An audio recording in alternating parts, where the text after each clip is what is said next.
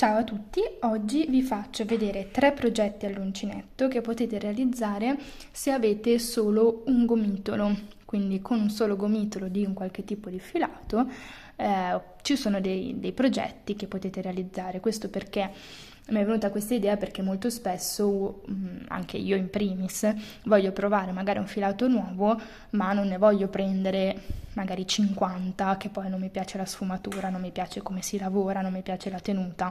Allora ho fatto una piccola playlist di progetti che posso fare con un solo gomitolo.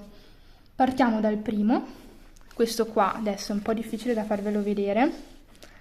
Vedete qua che c'ha l'attaccatura.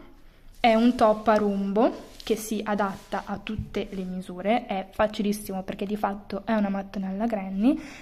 In questo caso io avevo un cotone sfumato, volevo appunto capire la sfumatura del tipo di filato e ho realizzato questo progetto. È abbastanza veloce e con un gomitolo si riesce a fare tranquillamente perché poi i due laterali bisogna inserire nelle punte laterali il cordino e si adattano al corpo, quindi si adatta più o meno ad ogni taglia. Ovviamente di questo, come tutti gli altri esempi che vi farò, potete trovarne il tutorial sul canale. Il prossimo è questo qua, è un porta tablet, porta PC. Tenete conto che questo tipo di filato, per esempio, è molto elastico, quindi voi lo vedete così piccolino, ma ad esempio ci sta tranquillamente il mio Mac, che è molto più largo, però poi, infatti io l'ho utilizzato anche per questo, perché volevo capire la tensione del filo, eccetera, perché avevo intuito che era un filato leggermente elastico, ma non pensavo così tanto, che è secondo me il grande pregio di questo filato, che è della Tessiland, perché ha una finitura di corda, ma rimane comunque molto elastico. Quindi anche questo lo realizzate tranquillamente con un gomitolo.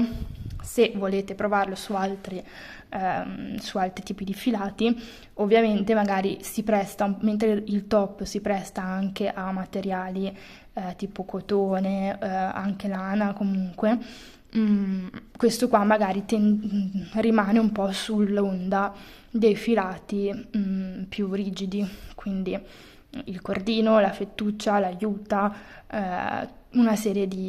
tutta quella serie di filati che di solito si usa per gli accessori. Sulla stessa riga, diciamo, abbiamo questa bella borsetta. Allora, la borsetta è sempre un must, diciamo, dell'uncinetto.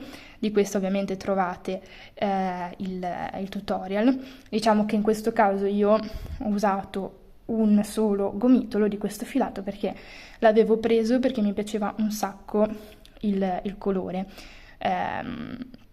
Però appunto non sapevo bene cosa farci, come sempre quando noi compriamo filati e poi non si sa bene come usarli, ma in qualche modo li usiamo, e quindi mi è venuta in mente questa borsetta con questo manico molto geometrico, e devo dire che ha spopolato, è piaciuta tanto, e appunto l'ho fatta, non ho neanche finito il gomitolo, quindi l'ho fatta abbastanza, richiede pochissimo, diciamo, filato, con neanche un gomitolo intero sono riuscita a realizzarlo. Come sempre vi ringrazio di avermi seguita, fatemi sapere se questo video vi ha ispirato qualche idea nuova, se vi è piaciuto, eccetera, nei commenti. Lasciate un like se vi è piaciuto e iscrivetevi al canale per non perderne neanche uno. Grazie e ciao!